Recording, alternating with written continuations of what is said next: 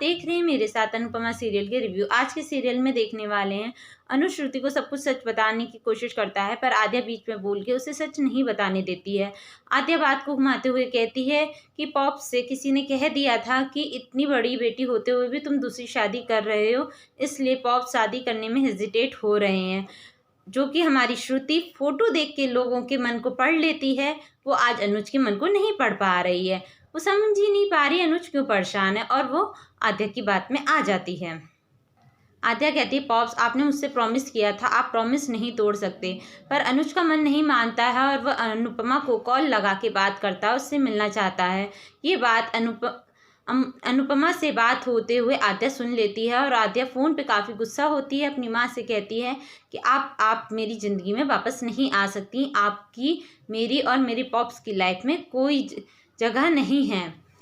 और वह अपने पिता से भी काफ़ी नाराज़ होती है। अनुपमा ये सब सुन के काफ़ी दुखी उदास होती है और काफ़ी रोती है और अपने आप से कहती है कि मैं अनुज की लाइफ में वापस नहीं आ सकती। 5 साल मेरी बेटी कैसे रही होगी अपने मन में इतनी नफ़रत, इतनी घृणा लेके, और अनुज ने भी उन्हें कैसे संभाला होगा। ये सब सोच सोच के अनुपमा काफ़ी रोती है। उधर आद्या घर छोड़ के चली जाती है। कहती है, जब आपको उस औरत से इतना प्यार है तो मुझे वापस अनाथ आश्रम भेज दीजिए और उसके साथ रहिए। आप भूल सकते हैं पर मैं नहीं भूल सकती उस औरत ने मेरे साथ क्या क्या किया, आपके साथ क्या किया। पर अनुज उसे काफ़ी समझाता है और उसको डांटता भी है कि आपने ये क्या लगा रखा है उस औरत। वो औरत आपकी माँ है और आप उसे माँ या मम्मी कुछ भी कह सकती हैं, पर आप उस औरत से क्या बोल रही हैं। आप मुझसे प्रॉमिस कीजिए, आप भले ही कितने भी गुस्से से बात कीजिए पर अपनी तमीज़ और तहजीब नहीं भूलेंगी, मेरे दिए हुए संस्कार आप नहीं भूलेंगी। आद्या कहती है, आज आपने उस औरत के लिए मुझे डांटा है। आई हेट यू पापा, आई हेट यू। उधर डिम्पी तपिश से मिलने चाय की टपरी पे आती है। तपिश को विश्वास नहीं होता है कि डिम्पी उससे मिलने आई है। वह अपने आप को चेक करता है और पूछता है कि क्या तुम बनराज सर से पूछ के आई हो। डिम्पी जवाब में कहती है नहीं। तो तपिश पूछता है, इतनी हिम्मत तुम्हें कब से आ गई। कहती बस आ गई।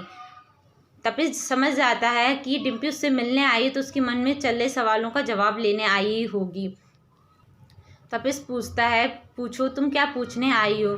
डिम्पी पूछती है कि तुम पाकी की इतनी मदद क्यों कर रहे हो फ्री में। तपिश जवाब देता है और उसे समझाता है कि मैं पाकी की मदद इसलिए कर रहा हूँ क्योंकि वो एक सिंगल मदर है।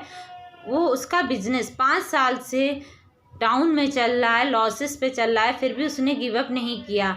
पाकी जैसी लड़कियाँ औरों के लिए इंस्पिरेशंस हैं। साथ ही तपिश डिम्पी से पूछता है, जब तुम्हें और तुम्हारे बेटे को ज़रूरत थी तब वनराज सर खड़े हुए थे, पर उन दोनों के लिए कौन खड़ा होगा। डिम्पी शॉक में रह जाती है और पूछती है, उन दोनों कौन। तपिश कहता है कि तुम्हारी सेल्फ रिस्पेक्ट और टैलेंट के लिए कौन खड़ा होगा। हमें पैसे सिर्फ जब ही नहीं कमाने चाहिए जब हमें ज़रूरत हो या परिवार चलाना हो। कभी कभी पैसा इसलिए भी कमाना चाहिए कि वो हमें खुशी देता है।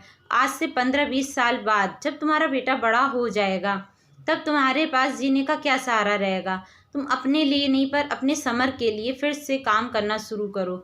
अनुपमा मैम कहती थी, पहला कदम उठाना मुश्किल होता है पर वो कदम तुम्हें उठाना पड़ेगा और हिम्मत करनी पड़ेगी। क्या डिम्पी को तपिश की समझाई हुई बात समझ में आएगी? क्या डिम्पी अपने लिए कदम उठाएगी?